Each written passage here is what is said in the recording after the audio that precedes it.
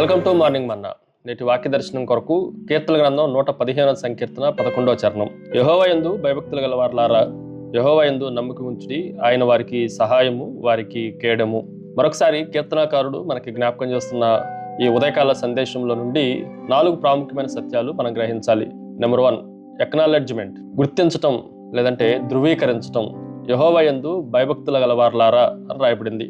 దేవుని యందు భయం కలిగి ఉండటం ఏదో భయాందోళనల వలన కలిగిన భయం కాదు, కానీ దేవుణ్ణి భక్తిపూర్వకంగా, ప్రేమపూర్వకంగా, దేవుణ్ణి గౌరవప్రదంగా కలిగి ఉండవలసిన భయము, రెవరెన్స్ లాగా మనం ధ్యానం చేయాలి. దేవుని పట్ల మానవునికి ఉన్న సమయోచితంగా, దేవునికి తగినట్లుగా, దేవుని పరిశుద్ధతకును, దేవుని అధికారానికి భయపడి దేవుని ఎదుట సాగిలపడే ఒక నమ్మకమైన ప్రతిస్పందనగా అలాంటి గుర్తింపును, అలాంటి భయాన్ని మనం కలిగి ఉండాలి. అలాంటి వారికి ఈ వచనం చాలా ప్రాముఖ్యమైన వచనంగా మనం భావించాలి. రెండో విషయాన్ని మీకు జ్ఞాపకం చేస్తాను. ఇట్ ఈజ్ ఏ అబైడ్, నిలిచి ఉండుట, కలిగి ఉండుట, కట్టుబడి ఉండుట. ఈ మాటను కూడా మనం జాగ్రత్తగా ఆలోచన చేస్తే యెహోవా యందు నమ్మకం ఉంచుడి అని రాయబడింది. దీని అర్థం ఇది ప్రజెంట్ వర్తమాన కాలంలో రాయబడతా వచ్చింది. అంటే కంటిన్యూస్ కమిట్మెంట్ని మనం కలిగి ఉండాలి. పరిస్థితులు ఎలా ఉన్నా దేవుని పైన మనము అన్ని సందర్భాల్లో, అన్ని కాలాల్లో, అన్ని పరిస్థితుల నడుమ మనము విశ్వాసాన్ని, నమ్మకాన్ని ప్రభు పైన, వాగ్దానాలను అనుగ్రహించిన దేవుని పైన మనం నిలిపేవారంగా ఉండాలి. ఇది ఈ వాక్య భాగం మనకి జ్ఞాపకం చేసేది. మూడో విషయాన్ని మీకు జ్ఞాపకం చేస్తాను. అసిస్టెన్స్, తోడ్పాటు, సహాయము. ఆయన వారికి సహాయము అని రాయబడతా ఉంది. ఎవరైతే భక్తి కలిగి ఉంటున్నారో, ఎవరైతే దేవుని యందు నిలిచి ఉంటున్నారో, నమ్మకాన్ని కలిగి ఉంటున్నారో, వారికి దేవుడు ఎల్లప్పుడూ తక్షణమే సహాయం చేసే సహాయకుడిగా దేవుడు కనిపిస్తూ ఉన్నాడు.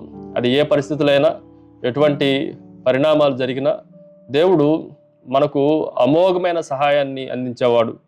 పరిస్థితులన్నిటిలో మనము బలహీనపడాల్సిన అవసరం లేదు.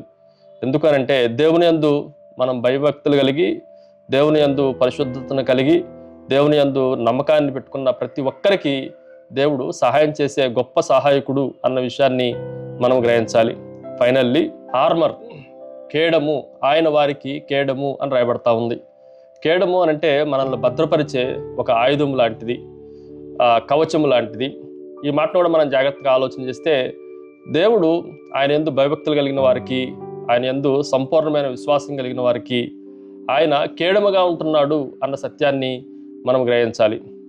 అది ఆధ్యాత్మిక ప్రభావాలే కానీ, మానసికమైన ఆందోళనలే కానీ, శారీరకమైన ఆటుపోట్లే కానీ, వీటిలన్నిటిల్లో మనము ఒత్తిడి చెందకుండా, తొట్టిల్లకుండా, మనము ప్రమాదాలకు గురి కాకుండా ఆయనే ఒక కవచంలాగా, ఆయనే ఒక షీల్డ్ లాగా, కేడములాగా ఉండి మనల్ని కాపాడగలడు అన్న సత్యాన్ని మనం గ్రహించాలి. కాబట్టి వీటిల్ని పొందుకొనటానికి ఆయన యందు నిరంతరము కంటిన్యూస్ కమిట్మెంట్ని మనం కలిగి ఉండటానికి దేవుడు సహాయం చేయను గాక.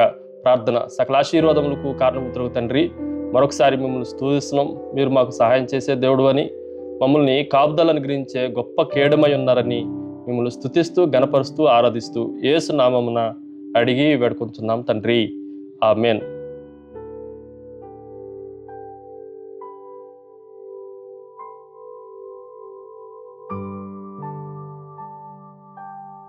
God bless you.